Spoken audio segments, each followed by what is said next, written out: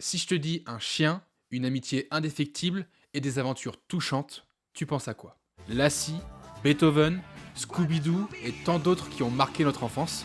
Mais celui qui dépasse littéralement tous les autres et qui a réussi à faire sa place chez les zouzous grâce à son pelage rouge vif et sa taille démesurée, c'est bien sûr Clifford, le grand chien rouge. Clifford a choisi Emily, alors elle l'a adopté. Elle a tant aimé que Clifford a vraiment grandi et il a fallu déménager. Clifford c'est l'ami que chacun espère, c'est aussi le plus grand chien qu'il y a sur terre. Clifford est si drôle, avec lui faut que ça bouge. Oh j'aime Clifford, le grand chien rouge.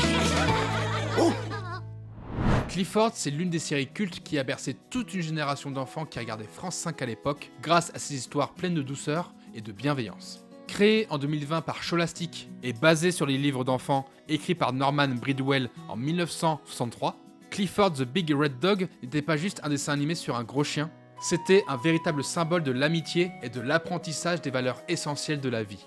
On suit les aventures d'Emily Elizabeth, une petite fille attachante, et de son chien Clifford, qui, à cause de son immense taille, doit constamment s'adapter au monde qui l'entoure. Mais malgré les défis, il est toujours prêt à aider et à répandre l'amour autour de lui et surtout auprès de ses proches. Durant 2 saisons et 60 épisodes, Clifford nous a offert des leçons de vie simples mais puissantes sur l'amitié, le respect et l'acceptation des différences. Avec son animation douce, ses couleurs vives et ses personnages adorables comme Cléo et T-Bone, la série a marqué les esprits et est devenue un classique des années 2000, surtout pour les enfants qui regardaient les zouzous sur France 5 lorsque la série était vraiment à son paroxysme.